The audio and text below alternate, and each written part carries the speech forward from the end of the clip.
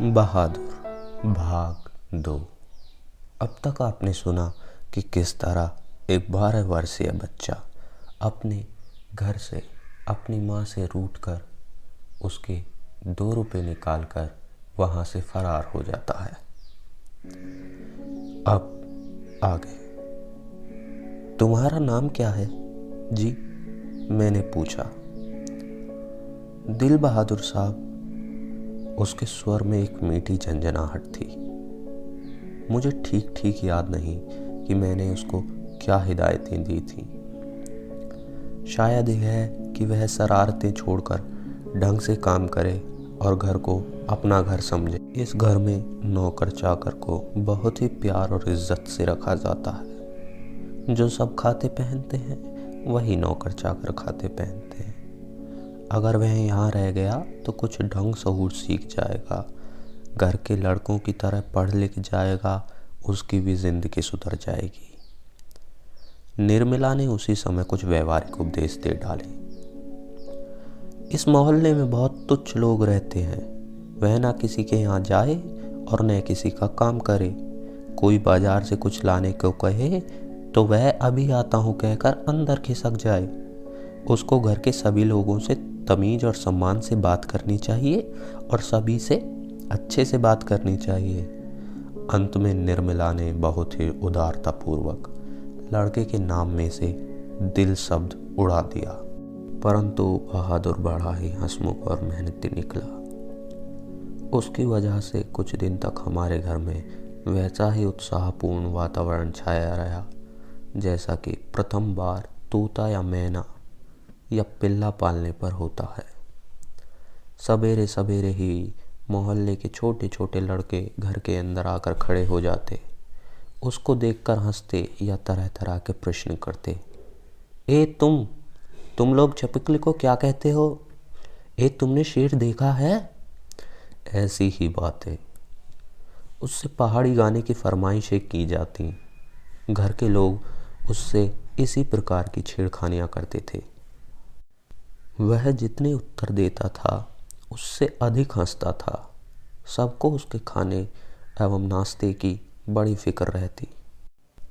निर्मला आंगन में खड़ी होकर पड़ोसियों को सुनाते हुए कहती थी, बहादुर, आकर नाश्ता क्यों नहीं कर लेते? मैं दूसरी औरतों की तरह नहीं हूँ जो नौकर चाकर से जलती भुनती हैं।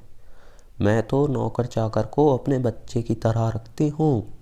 उन्होंने तो साफ साफ कह दिया है कि 100-150 महीनावारी उस पर भले ही खर्च हो जाए, पर तकलीफ उसको जरा भी नहीं होनी चाहिए। एक नैकर कमीज उसी रोज लाए थे और भी कपड़े बन रहे हैं। धीरे धीरे वह घर के सारे काम करने लगा। सवेरे ही उठकर वह 12 नीम के पेड़ पर से दातुन तोड़ लाता। वह हाथ का सहारा लिए बिना कुछ दूर तक तने पर दौड़ते हुए चढ़ जाता। मिनट भर में वह पेड़ की पुली पर नजर आता। निर्मला छाती पीट कर कहती थी, अरे रीछ, बंदर की जात, कहीं गिर गया तो बड़ा बुरा होगा। वह घर की सफाई करता, कमरों में पोछा लगाता, अंगीठी जलाता, चाय बनाता और पिलाता। दोपहर में कपड़े धोता और बर्तन मलता। वह रसोई बनाने की भी जिद करता, पर निर्मला स्वयं सब्जी और रोटियां बनाती थी। निर्मला को उसकी बड़ी फिक्र रहती थी। उसकी उन दिनों तबीयत ठीक नहीं रहती थी, इसलिए वह कुछ दवा ले रही थी। बहादुर उसको कोई काम करते देखकर कहता था, माताजी मेहनत ना करो, तकलीफ बढ़ जाएगा। वह कोई भी काम करता होता, समय होने पर हाथ धोकर भालू की तरह दौड़ता हुआ कमरे में आ जाता और दवाई का डिब्बा निर्मला के सामने लाकर रख देता। जब शाम को मैं दफ्तर से आता तो घर के सभी लोग मेरे पास आकर दिन भर के अपने अनुभव सुनाते थे। बाद में वह भी आता था। वह एक बार मेरी ओर देखकर सिर झुका लेता और धीरे धीरे मुस्कुराने लगता। वह कोई बहुत ही मामूली सी घटना की रिपोर्ट देता। बाबूजी, बहन जी की एक सहेली आया था, या बाबूजी भैया सिनेमा गया था। इसके बाद वह इस तरह हंसने लगता था गोया बहुत ही मज़ेदार बात कहती हो। उसकी बड़ी कोमल और मीठी थी, जैसे फूल की पंखुड़ियां बिखर गई हों। मैं उससे बातचीत करना चाहता था, पर ऐसी इच्छा रहते हुए भी मैं जानबूझकर बहुत गंभीर हो जाता और दूसरों की ओर देखने लगता था। निर्मला कभी कभी उससे पूछती थी, बहादुर, तुमको अपनी माँ की याद नहीं आती? नहीं। क्यों? वह मारती क्यों थी? इतना कहकर वह खूब हंसता, जैसे मार खाना खुशी की बात हो। तब तुम अपना पैसा माँ के पास कैसे भेजने को कहते हो? माँ बाप का कर्जा तो जन्म भर भरा जाता है। वह और भी हंसता था। निर्मला ने उसको एक फटी पुरानी दरी भी दे दी थी। घर से वह एक चादर भी ले आया था। रात को काम धाम करने के बाद भीतर ही बरामदे में एक टूटी बसखटा पर अपना बिस्तर बिछाता था।